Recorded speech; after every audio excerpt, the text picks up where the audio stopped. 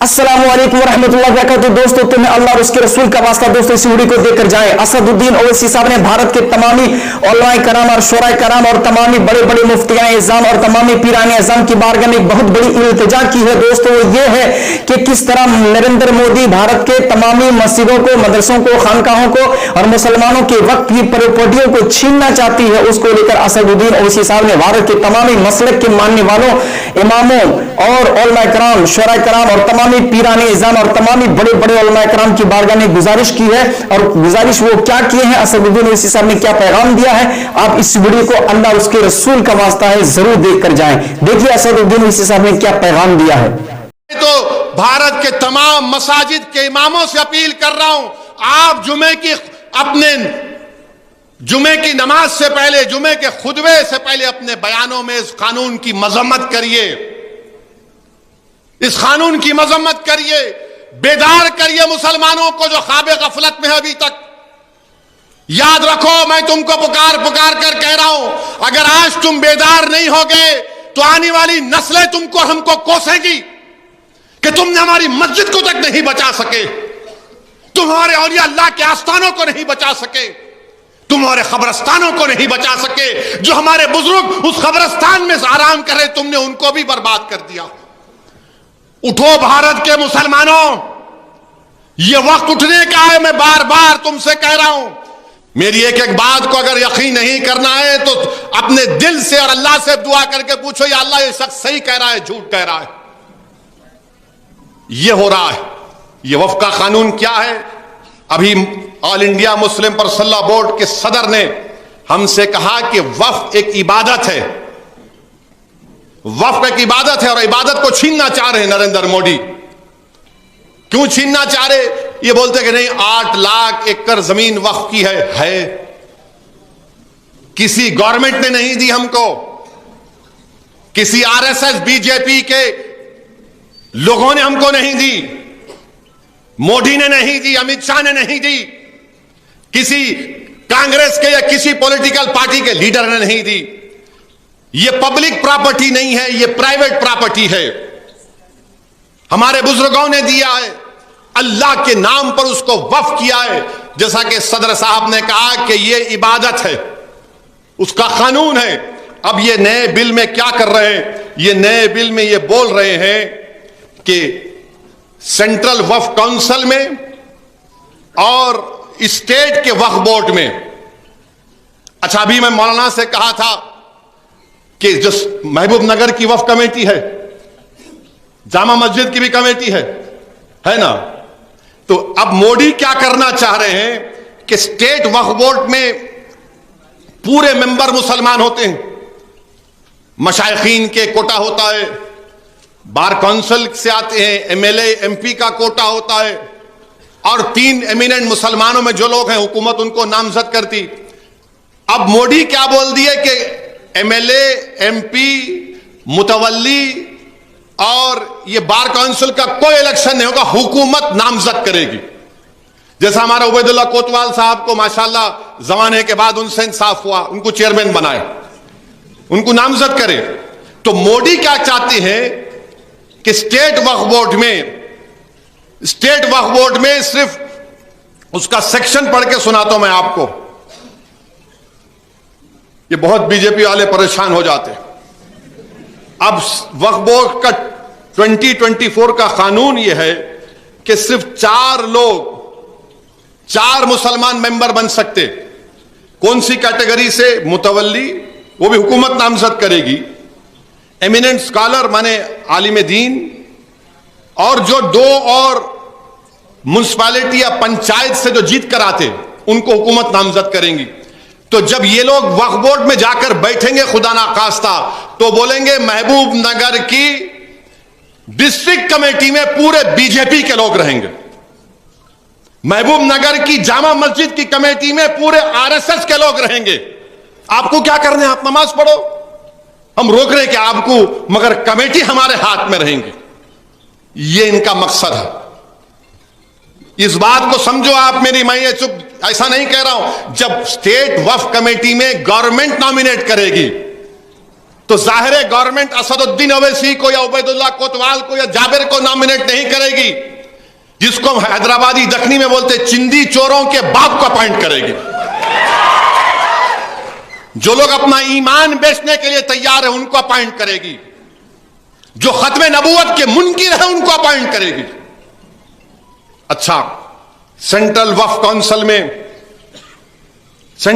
Council میں ایک غیر مسلم گورنمنٹ آف انڈیا کے منسٹر ہوتے تھے، یونین منسٹر. اس کے بعد 1995 سیکشن 9H میں جا کر دیکھیے کون کون جو بنیں گے پورے مسلمان رہیں گے. اب نریندر مودی یہ بول رہے ہیں کہ سینٹرل وقف کونسل میں 2 تو غیر مسلم رہیں گے، ہم چاہے تو پوروں کو بھی بنائیں گے. اور پھر اسٹیٹ وقف بورڈ میں صرف 4 ہم نامینیٹ کریں گے، نامزد کریں گے، الیکشن نہیں ہوگا اسٹیٹ وقف بورڈ کا. میرا پوچھنا نریندر مودی سے یہ ہے کہ یہ جو یو پی میں کاشی وشوناتھ، ہمارے میڈیا کے تیلگو میڈیا کے لوگ بھی ہیں، میں شکر گزار ہوں آپ اتنی رات سے بیٹھے ہوئے ہیں. یو پی میں کاشی وشوناتھ مندر کا ایکٹ ہے 1983، سیکشن 3 سیکشن 6 سب سیکشن 3 پڑھ لو آپ، جس میں صاف طور پہ بول رہے ہیں کاشی وشوناتھ مندر کا کوئی ممبر وہی بنے گا جو ہندو ہوگا، صرف ہندو. اچھا، اس میں ہندو کا ڈیفینیشن آئین میں آرٹیکل 25 میں ہندو کے معنی ہندو، سکھ، بودھ اور جین، مگر کاشی وشوناتھ میں صرف ہندو بنے گا، سکھ نہیں بن سکتا، بودھ کا نہیں بن سکتا، نہ جین بن سکتا. مگر ہمارے وقف بورڈ میں آپ کہہ رہے ہیں کہ ہم غیر مسلم کو بنائیں گے. پھر آپ جا کر دیکھیے تمل ناڈو کا ہندو ریلیجیس چیریٹیبل انڈومنٹ ایکٹ 1959، مانے یہ کاشی وشوناتھ اور تمل ناڈو کا قانون، اور جتنے 2 قانون میں پڑھوں گا، آندھرا پردیش کا ہندو ریلیجیس قانون 87 کا جو تلنگانہ کا بھی قانون ہے، کرناٹکا کا ہندو ریلیجیس انسٹیٹیوٹ 1997 کا قانون، اوڈیشہ کا 51 کا قانون، بہار کا انڈومنٹ کا قانون، یہ سب یہ بول رہے کہ کوئی غیر ہندو ممبر تو بننا چھوڑو، کمشنر بھی نہیں بن سکتا، اسسٹنٹ کمشنر بھی نہیں بن سکتا، نہ کوئی ملازم بھی غیر ہندو ہو سکتا، کوئی ملازم بھی. اور یہ ہم کو بول رہے ہیں کہ ہم بنائیں گے. آپ بہار میں شتامبرا جینوں کا قانون ہے، دگمبر جین کا قانون ہے مندروں کا، اس میں یہ بولتے ہیں کہ سوائے ہندو کے کوئی نہیں بنے گا. نریندر مودی، کیا آپ کو دکھ نہیں رہا ہے کیا؟ یہ آپ مسلمانوں کے سینٹرل وقف میں، اسٹیٹ وقف بورڈ میں آپ غیر مسلم کو کیوں بنانا چاہتے ہیں؟ تو کیا آپ یہ کاشی وشوناتھ کا قانون، تمل ناڈو کا قانون، آندھرا پردیش تلنگانہ کا قانون، کرناٹکا کا، اوڈیشہ کا، بہار کا قانون، یہ پکار کر کہہ رہا ہے کہ بھارت کے مسلمانوں سے ناانصافی کر رہے ہیں نریندر مودی. آپ کا مقصد وقف بورڈ کو چھیننا ہے. اب اور ایک اس میں امینڈمنٹ ہے، سیکشن 3C1 یہ کہتا ہے کہ جہاں پر بھی گورنمنٹ کسی وقف کی جائیداد پہ آکیپائر ہے، یعنی قابض ہے، وہ پراپرٹیز وقف نہیں ہوں گی. اور اس کو ڈیسائیڈ کون کرے گا؟ کلیکٹر ڈیسائیڈ کرے گا، اس کا فیصلہ فائنل ہوگا. اور کلیکٹر اگر کہے گا کہ یہ جائیداد گورنمنٹ کی ہے تو کلیکٹر ریونیو کو بولے گا ریکارڈ کرو، وقف کی نہیں ہے، اور وقف بورڈ کو بولے گا اپنا ریکارڈ صحیح کر لو. کلیکٹر کو کسٹوڈین بنا دیا گیا. اب اس کا نقصان کیا ہوگا؟ سچر کمیٹی میں یہ کہا گیا کہ دلی میں 316 پراپرٹیز کو 2007 میں جسٹس سچر کمیٹی نے کہا کہ 316 پراپرٹیز کی قیمت 2007-8 میں 6,000 کروڑ. یہ 316 پراپرٹیز پر حکومت قابض گورنمنٹ آف انڈیا. راجستھان میں 60، کرناٹکا میں 42، مدھیہ پردیش میں 50 سے زیادہ، یو پی میں 60، اوڈیشہ میں 53. اب کوئی کلیکٹر یہ لکھ کے دے گا نہیں یہ تو آپ مسلمانوں کی لے لیجئے. اچھا، قانون یہ بولتا ہے کہ اگر میرے پاس کوئی مسئلہ ہے، میرے پاس ذمہ داری دی گئی، تو میں اپنے مسئلے میں جج نہیں بن سکتا نا، کسی اور کو سالس بنانا پڑے گا. تو پرنسپلز آف نیچرل جسٹس کے خلاف ہے، حضرت کلیکٹر کو آپ ذمہ داری دے رہے ہیں.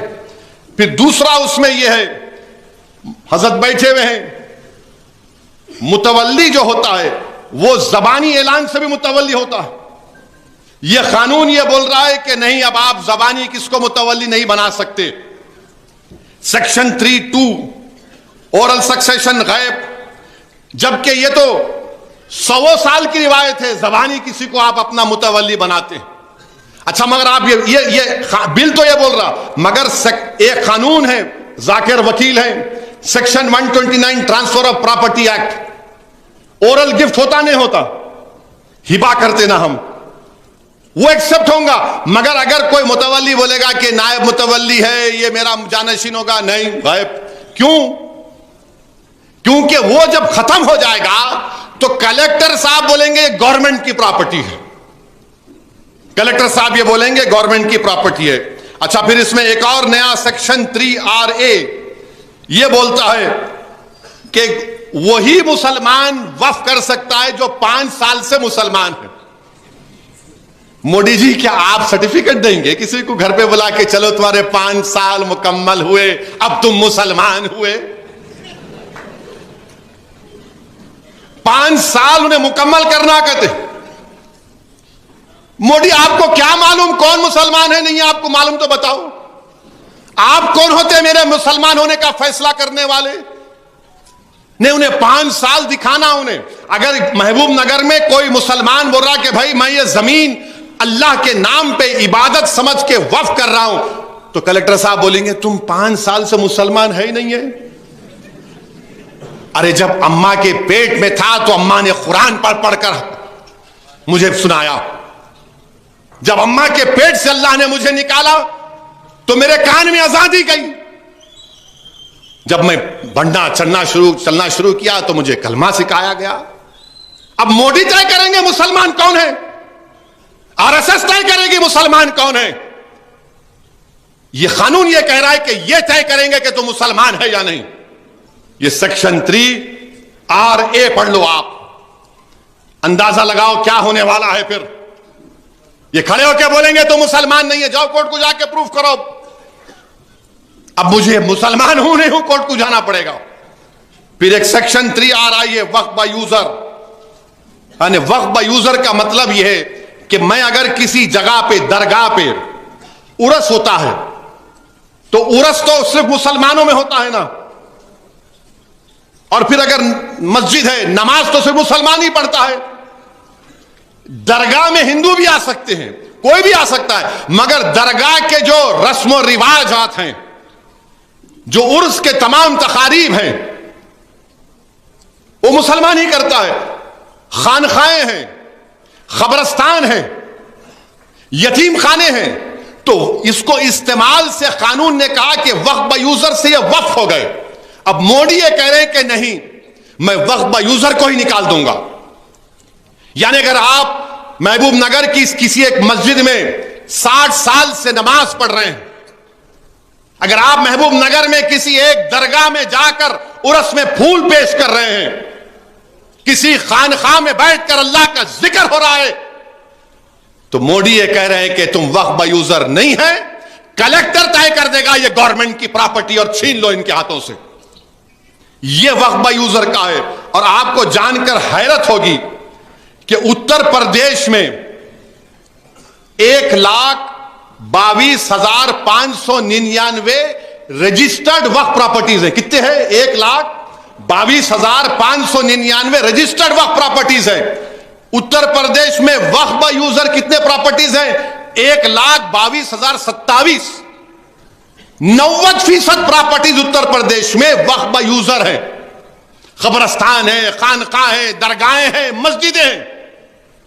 अब उत्तर प्रदेश में मैंने जिस समाजवादी के लीडर का नाम लिया, हाजी मोहम्मद रजा के घर को तोड़ दिए, उसको माफिया बोलकर, जब कलेक्टर ये बोलेगा कि वक्फ बाय यूजर खत्म हो गया तो पूरे गवर्नमेंट की प्रॉपर्टी हो जाएंगी।